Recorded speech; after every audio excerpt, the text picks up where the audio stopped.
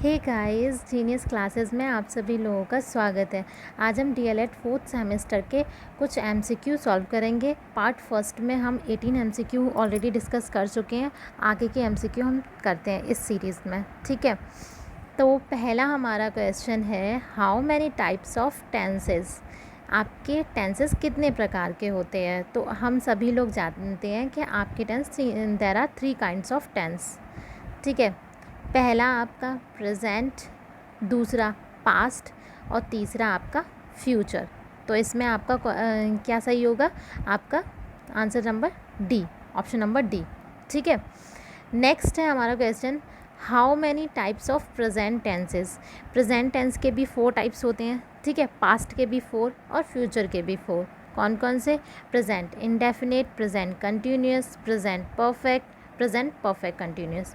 ऐसी past indefinite, continuous, past perfect continuous, और यही आपके फ्यूचर के होते हैं। इंडेफिनिट की आप लोगों को पता है, जिसमें एस या ईएस लगते हैं। कंटिन्यूस में वर्ब की आईएनजी फॉर्म लगती है। परफेक्ट में आपके हैज़ हैव लगता है प्रेजेंट में, और प्रेजेंट परफेक्ट कंटिन्यूस में आपका क्या लगता है? हैज़ हैव बीन, और वर्ब की थर्ड फॉर्म, ठीक है। तो इसमें हमारा क्या पूछा गया? How many types of present tenses. तो कितने प्रकार के हो जाएंगे आपके? 4। Indefinite, continuous, perfect continuous. तो ऑप्शन नंबर बी आपका सही होगा, ठीक है। नेक्स्ट है हमारा, how many types of future tenses. तो सिंपल सी बात है, फ्यूचर टेंसेस भी 4 टाइप्स के होते हैं। तो ऑप्शन नंबर ए आपका सही होगा, ठीक है। ऑप्शन नंबर ए। नेक्स्ट हमारा क्या है? Past tenses is divided into. Past tense आपके कितने पार्ट्स में डिवाइड है? Past indefinite tense, past continuous tense, past perfect continuous tense, ठीक है, और पास्ट परफेक्ट टेंस। 4 पार्ट्स में डिवाइड होते हैं। इसमें 3 दिए हुए हैं, तो आपका ऑप्शन आपका सही हो जाएगा, ऑल ऑफ दीज। नेक्स्ट हमारा क्वेश्चन क्या है? नेक्स्ट हमारा क्वेश्चन है, future tenses is divided into. Simple सी बात है, simple future, future continuous, future perfect tense. तो आपका ऑप्शन नंबर 4 सही हो जाएगा, ठीक है। नेक्स्ट है हमारा question, how many kinds of preposition. इसको लेते हैं प्रीपोजिशन को, ठीक है। सिस्टमेटिकली क्रम में आपका चला आ रहा है। पार्ट फर्स्ट में हमने डिस्कस किया था, जैसे आपके मेथड थे, grammar translation method, direct method, ठीक है। ये हमने मेथड डिस्कस किए थे पहली फर्स्ट सीरीज़ में। इसमें आपके टेंसेज आ गए हैं, और प्रीपोजिशन है, कंजंक्शन है, ये इसमें हम इस सीरीज़ में डिस्कस करने वाले हैं। प्रीपोजिशन के बारे में पहले हम जान लेते हैं कि प्रीपोजिशन कितने प्रकार के होते हैं। How many kinds of preposition. तो इसमें हमारा सही आंसर होगा आपका 5। अब वो 5 टाइप्स आपके कौन कौन से होते हैं? एक second, let me show you. आपके 5 काइंड्स होते हैं। देखो, simple preposition, compound preposition, double preposition, participle preposition और फ्रेज प्रीपोजिशन, ठीक है। सिंपल प्रीपोजिशन कौन से होते हैं? वैसे तो इतना अंदर का नहीं पूछा जाता है, बट आपको पता होना चाहिए सिंपल प्रीपोजिशन कौन से होते हैं। अच्छा, सिंपल प्रीपोजिशन बताने से पहले आप ये जानते हैं प्रीपोजिशन होता क्या है? क्या है प्रीपोजिशन, ठीक है। A preposition is a word placed a noun और a pronoun the show the relationship between noun और pronoun and some other words in the sentences. एक सिंपल लैंग्वेज में मैं बोलूँ तो प्रीपोजिशन आपके जो रिलेशन क्रिएट करता है, रिलेशन बताता है। जैसे I am going to market, तो टू क्या है? हमारे पे एक रिलेशन बताया है इसने, तो टू क्या है हमारा? तो वो प्रीपोजिशन है, ठीक है। The pen is on the table, pen किस पर है? टेबल पर है। तो ऑन हमारा इसमें क्या है? प्रीपोजिशन है। क्या बता रहा है? रिलेशन बता रहा है। किस में? बिटवीन किसके बीच में? नाउन और pronoun and other some words, ठीक है। तो हमारा simple preposition, compound preposition, double preposition, participle preposition और phrase preposition, 5 kinds of preposition हमारे होते हैं। सिंपल प्रीपोजिशन हमारा कौन सा होता है? जिसमें हमारे इन आ जाता है। इन हुआ, ऑफ हुआ, ऑन हुआ, अप हुआ, विद, एट, बाई और फॉर। ये हमारे किस में आते हैं? सिंपल प्रीपोजिशन में। कंपाउंड प्रीपोजिशन में आपके क्या आते हैं?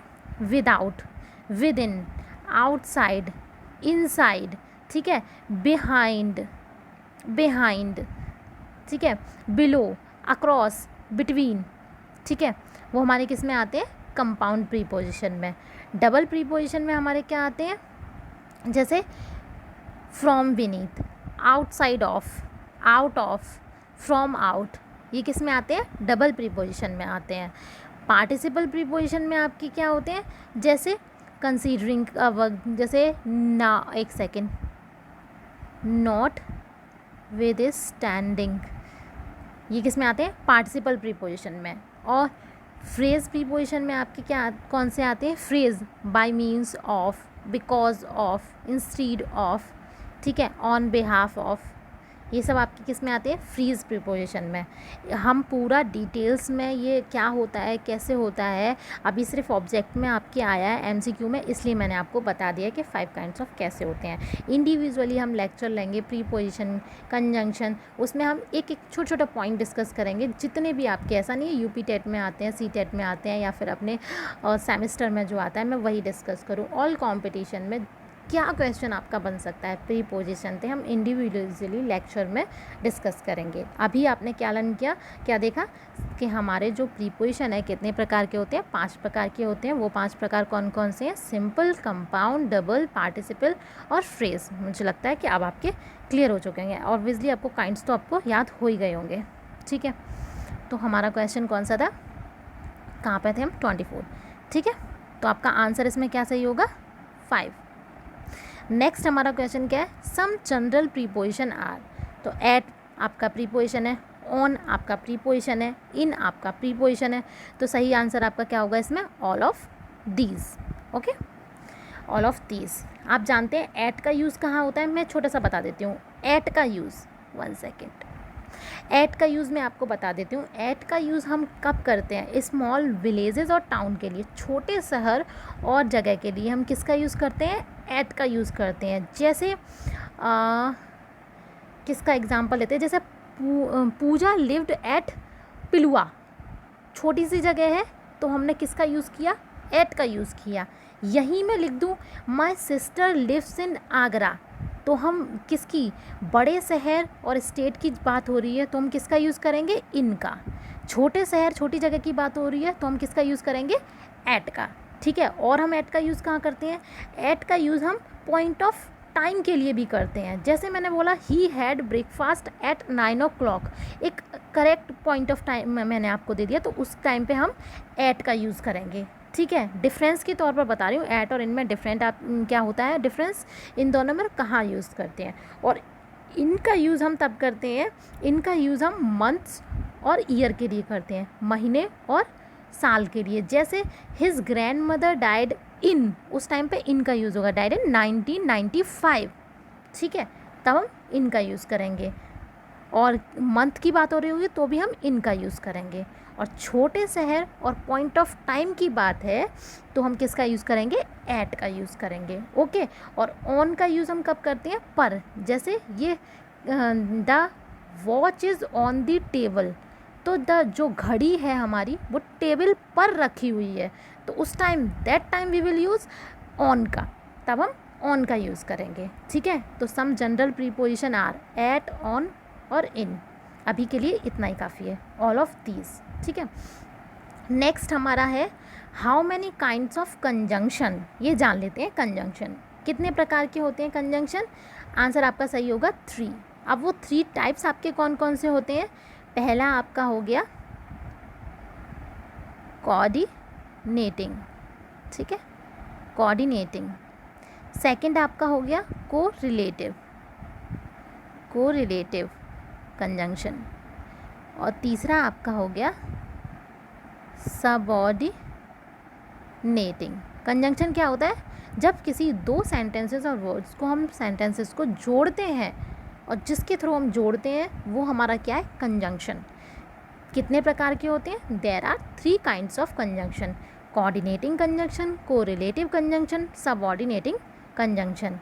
इसके इनके भी टाइप होते हैं, जैसे कोऑर्डिनेटिंग कंजंक्शन 4 प्रकार के होते हैं, ठीक है। ऑल्टरनेटिव चार प्रकार के कौन कौन से होते हैं? कोऑर्डिनेटिंग कंजंक्शन में आपको क्यों बता रही हूँ, क्योंकि पूछे जाते हैं। चार प्रकार के होते हैं, कम्यूलेटिव, ऑल्टरनेटिव, एडवर्सेटिव और इलेटिव। ठीक है, चलो अभी हमने क्या बात करी, कहाँ पर थे अभी हम? How many kinds of conjunction. तो कंजंक्शन कितने प्रकार के होते हैं? 3 प्रकार के। कितने प्रकार के? 3 प्रकार के। वो 3 प्रकार हमने कौन से पढ़े? कोऑर्डिनेटिंग, कोरिलेटिव और सबऑर्डिनेटिंग। ठीक है, नेक्स्ट हमारा क्वेश्चन है काइंड्स ऑफ कोऑर्डिनेटिंग कंजंक्शन। ये कितने प्रकार के होते हैं? कोऑर्डिनेटिंग कंजंक्शन हमारे कौन कौन से होते हैं? 4 प्रकार के होते हैं। अभी मैंने आपको बताया, कम्यूलेटिव, अल्टरनेटिव, एडवर्सेटिव और इलेटिव। तो इसमें कौन सा सही हो जाएगा आपका? Option number D, all of these. ठीक है, अभी पता है एमसीक्यू से हमारा क्या फ़ायदा होता है? जैसे इसमें अभी हम किसकी? कंजंक्शन की बात कर रहे हैं। कंजंक्शन जान लिए क्या होते हैं, कंजंक्शन के प्रकार जान लिए कितने होते हैं? 3 प्रकार। उन 3 प्रकार के भी प्रकार हमने जान लिए। जैसे कोऑर्डिनेटिंग कंजंक्शन पहला था, तो कोऑर्डिनेटिंग कंजंक्शन अगर प्रकार पूछा जाएगा तो आपको अभी याद हो गए ऑप्शन के थ्रू। कम्यूलेटिव भी कोऑर्डिनेटिंग कंजंक्शन है, ऑल्टरनेटिव भी, एडवर्सेटिव भी। तो हमें इस तरीके से टाइप भी याद हो रहा है, और हमेशा बोलते हुए आपको लर्न कैसे करने हैं, हमेशा बोलते हुए लर्न करना है। ठीक है, अच्छे से मेमोराइज होती है चीज़ें आपको। तो अब नेक्स्ट है हमारा kinds of subordinating conjunction. Subordinating conjunction कौन कौन से होते हैं? आपका टाइम भी होता है, पर्पस भी होता है, कंडीशन भी होता है। मैंने कहा जब इंडिविजुअली लेक्चर में हम करेंगे तब आपको इंडिविजुअली मैं आपको समझाऊंगी एक एक चीज़। ठीक है, अभी क्या है? डी आपका ऑप्शन सही है। नेक्स्ट हमारा क्वेश्चन है some common coordinating conjunction are. कौन कौन से हो गए? As long as, although, as if. तो इस आंसर आपका सही हो जाएगा ऑप्शन नंबर डी। ठीक है, अच्छा मैं ऑल्दो के बारे में आपको बता देती हूँ। ऑल्दो का मतलब क्या है? हालांकि ऑल्दो हो या दो हो या ऑल्दो दो, और इसके साथ हमेशा हम यट का यूज़ करते हैं। ठीक है, ऑल्दो के साथ। ऑल्दो मैं क्यों बता रही हूँ? क्योंकि हमारे सेमेस्टर में ऑल्दो का यूज़ आ जाता है, आप लोगों से पूछ लिया जाता है। हिंदी में इसका मतलब होता है हालांकि या फिर यद्यपि। ठीक है, हालांकि मैंने बहुत मेहनत की फिर भी मैं फ़ेल हो गया। ठीक है, या फिर भले ही के लिए भी यूज़ करते हैं, या फिर हालांकि मैं बीमार था इसके बावजूद मैंने काम किया। ठीक है, हालांकि मतलब हम हमेशा ऑल्दो के साथ किसका यूज़ करेंगे? यट का यूज़ ज़रूर करेंगे। यट का यूज़ हम करते हैं, और ये ऑल्दो हमेशा हमारे सेमेस्टर में आता भी है। ठीक है, नेक्स्ट हमारा क्वेश्चन क्या है?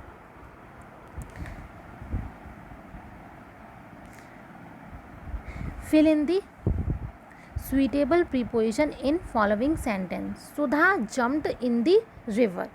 इसमें हमारा करेक्ट आंसर क्या होगा? जम्प्ड। आप ये याद रखिए, इसमें आपका करेक्ट आंसर होगा इनटू। अब मैं बताती हूँ मैंने इनटू प्रीपोजिशन का यूज़ क्यों किया। जब कोई चीज़ मूव के साथ, मूवमेंट मतलब गति के साथ आ रही होती है ना, तब हम किसका यूज़ करते हैं? तब हम इनटू का यूज़ करते हैं। Sudha jumped into the river, movement के साथ ही तो कूदी होगी, तो हमारा क्या आएगा? इनटू। डी ऑप्शन सही है। नेक्स्ट हमारा क्वेश्चन है mister Narendra Modi one of the greatest prime minister. ठीक है, mister Narendra Modi one of, किसका यूज़ होगा? ऑफ का। अच्छा मैं आपको बता दूं, डिग्री आपने पढ़ी होगी 3 काइंड्स ऑफ डिग्री, तो ये कौन सी पता है कौन सी डिग्री है? सुपरलेटिव डिग्री है। मिस्टर डिग्री भी मैं आपको बताऊंगी, अभी मैं आपको बता देती हूँ क्योंकि इसमें सेंटेंस आया है इसलिए। तो mister Narendra Modi one of the greatest prime minister, of का यूज़ होगा। ठीक है, और ये सुपरलेटिव डिग्री है। नेक्स्ट हमारा है convert the following sentence is compound sentence. मैंने फर्स्ट लेक्चर में आपको बताया था there are 3 kinds of sentences, simple, compound और कॉम्प्लेक्स, सरल, मिश्रित और संयुक्त। तो ये संयुक्त सेंटेंस वाक्य की बात हो रही है।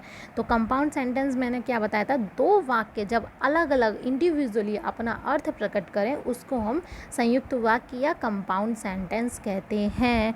इसमें अलग अलग प्रकट नहीं कर रहे हैं, एंड, यट इन सबसे जोड़ देते हैं। तो हमारा पहला ऑप्शन सही होगा इसका, द सन सेट एंड लग गया वी रिटर्न होम। दोनों सेंटेंस अलग अलग अर्थ प्रकट कर रहे हैं, इन दोनों को जोड़ दिया गया है किसके थ्रू? कंजंक्शन लगा के। तो हमारा इसलिए ये कंपाउंड सेंटेंस है। नेक्स्ट हमारा क्वेश्चन क्या है? नेक्स्ट हमारा क्वेश्चन वो क्वेश्चन ही आपका गलत दिया हुआ है इसलिए हमने डिस्कस नहीं किया। नेक्स्ट हमारा क्या है? The train was passing a tunnel. इसमें हम किसका यूज़ करेंगे? पासिंग थ्रू, सिंपल सी बात है, थ्रू। ठीक है। He is not eligible the post, किसका यूज़ होगा हमारा इसमें? ठीक है, कौन सी प्रीपोजिशन का यूज़ होगा? फॉर। फॉर किसके लिए होगा? के लिए। He is not eligible for the post. सही आंसर आपका होगा option number C, for. Next हमारा है फिल इन दी, एक सेकेंड, हाँ जी, fill in the blanks in the following sentence with the appropriate coordinating conjunction. इसमें कौन सा कंजंक्शन आपका एप्रोप्रिएट बैठता है? He is very poor yet he is happy. बोल के आप देखिए, अपने आप को, आपको समझ में आ जाएगा। वह बहुत गरीब है फिर भी वह खुश है। यट का प्रयोग किसके लिए होता है? फिर भी के लिए। तो ऑप्शन नंबर सी आपका सही है। नेक्स्ट हमारा क्या है? Fill in the blanks in the following sentence with appropriate subordinating conjunction. Subordinating conjunction मैंने कहा ना, तीनों कंजंक्शन आपको मैं बताऊंगी, कोऑर्डिनेटिंग, कोरिलेटिव और सबऑर्डिनेटिंग। ठीक है, सबऑर्डिनेटिंग हमने इतना तो पढ़ा था, टाइम, प्लेस, अभी ऑब्जेक्ट आपका आया था। ठीक है, एक ऑप्शन आपका आया था एमसीक्यू, तो उसमें आया था टाइम, प्लेस, इन सब के लिए किसका यूज़ होता है? सबऑर्डिनेटिंग कंजंक्शन का। तो इसमें क्या है? The book is more interesting than that. तो इसमें आपका सही आंसर ऑप्शन होगा दैन। ठीक है, आप अपने आप ही देख लेंगे, बिफोर है नहीं, एज है नहीं, इफ़ है नहीं, तो देन का यूज़ होगा। नेक्स्ट है आपका a good plan for a picture composition of this kind would be. ठीक है, पिक्चर कंपोजिशन के लिए क्या सही है? इसमें क्या है? Introduction, body of the composition और कंक्लूजन, तीनों ही चीज़ सही है, तो ऑल ऑफ दीज का यूज़ होगा। नेक्स्ट है हमारा how many types of letter. अरे लेटर दो प्रकार के होते हैं, एक फॉर्मल होता है लेटर, इनफॉर्मल लेटर होता है, सिंपल सी बात है। तो ऑप्शन नंबर ए आपका सही हो जाएगा, 2 टाइप्स। ठीक है। नेक्स्ट हमारा क्वेश्चन है what are the contents of good letter. Head writing में हेड क्या है? हेडिंग भी होनी चाहिए, ग्रीटिंग, बॉडी ऑफ लेटर, इसका all of these. Okay, next आपका स्टेटमेंट है। किसने ये स्टेटमेंट बोला है?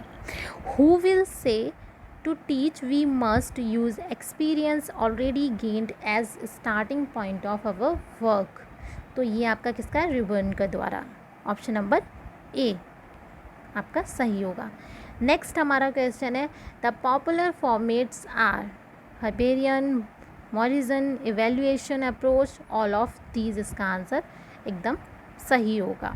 नेक्स्ट है हमारा pre active phase of teaching learning process is. A आपका प्लानिंग, सेकंड है आपका एग्जीक्यूशन और इवेल्युएशन। ऑप्शन नंबर डी आपका बिना कुछ सोचे सही है। नेक्स्ट आपका क्वेश्चन गलत इसमें दिया हुआ है, ग्रामर ट्रांसलेशन मेथड, जो आपके लास्ट ईयर के, अब हम आगे जो डिस्कस करेंगे लास्ट ईयर के क्वेश्चन डिस्कस करेंगे, उसमें पूछा गया था ट्रांसलेशन कम ग्रामर मेथड, वो मैंने किसका आपका नाम बताया था? नेक्स्ट हमने फर्स्ट वीडियो में ऑलरेडी डिस्कस कर चुके हैं, डायरेक्ट मेथड का सेकंड नेम क्या है? ट्रांसलेशन कम ग्रामर मेथड, जिसमें हम डायरेक्ट मेथड मतलब सीधे हम इंग्लिश बोलते जाते हैं और इंग्लिश में ही समझाते हैं, उसको ट्रांसलेट नहीं करते हैं। ठीक है, तो वो हमारा क्या है? ट्रांसलेशन कम ग्रामर मेथड। सेकंड नेम क्या है उसका? Direct method. ठीक है, इसका ओरिजिन कहाँ से हुआ था? The origin of direct method is already discuss कर चुके हैं, कौन सा है? फ्रांस। नेक्स्ट हमारा विच ऑफ द फॉलोइंग, ये आपके नेक्स्ट ईयर क्वेश्चन आए। हम अब तक जितने भी MCQ सॉल्व कर चुके हैं, आप लोग खुद देखिएगा, ऐसा कोई क्वेश्चन है जो मैंने आपको नहीं समझाया हो फिलहाल। Which of the following completes the sentences? Hardly had I reached the station, किसका यूज़ होगा? हम हार्डली के साथ हमेशा वैन का यूज़ करते हैं। ठीक है, when the train left. Next हमारा क्वेश्चन है frame verb from the word possession. इसकी वर्ब कौन सी होगी? वर्ब पूछा है, पोजेशन का वर्ब क्या होगा? तो हमारा वर्ब क्या होगा? डी। ऑप्शन नंबर डी इसका सही है। ठीक है, नेक्स्ट हमारा क्वेश्चन है चूज़ दी, नेक्स्ट हमारा क्वेश्चन है choose the correct word to complete the following. One must do one's duty, तो इसमें हमारा किसका यूज़ होगा? Option number A, one's duty. Next हमारा है the substitution table method was adopted by, किसके द्वारा अडॉप्टेड हुआ है, तो हमारा ये ऑप्शन है H.E. Palmer. Option number B is correct. Next हमारा है लैंग्वेज लर्निंग स्टार्ट फ्रॉम। ठीक है, लैंग्वेज लर्निंग स्टार्ट फ्रॉम, तो ऑप्शन क्या आपका सही होगा? Option number C, listening. ठीक है, स्पीकिंग, रीडिंग और राइटिंग। ठीक है, इसमें हमारा कभी कभी रिसेप्टिव और प्रोडक्टिव स्किल पूछा जाता है, वो भी आगे आपके क्वेश्चन में ज़रूर आएगा, डिस्कस करते हैं हम। Phonetics is the science of, किसको बोलते हैं? Sounds. Option number C is correct. Next हमारा क्वेश्चन है एडजेक्टिव ऑफ सक्सेस। एडजेक्टिव का मतलब क्या होता है? विशेषण, विशेषण। ठीक है, और विशेषण क्या होता है? जो भी किसी भी नाउन की, प्रोनाउन की, एडवर्ब की या अदर वर्ड्स की विशेषता बताता है, उसको हम क्या बोलते हैं? विशेषण। तो एडजेक्टिव ऑफ सक्सेस का क्या होगा? ऑप्शन नंबर ए, सक्सेसफुल क्या है? एडजेक्टिव है।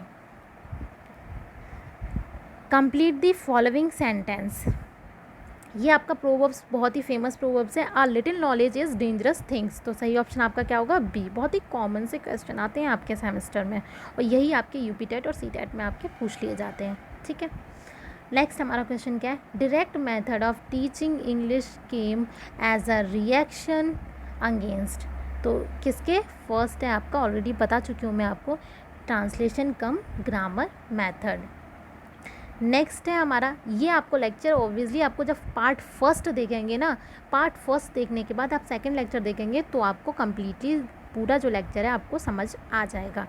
The structural approach relates to, option आपका क्या सही होगा? वर्ड पैटर्न और sentence pattern. Option number C, method की बात हम ऑलरेडी पार्ट फर्स्ट में कर चुके हैं।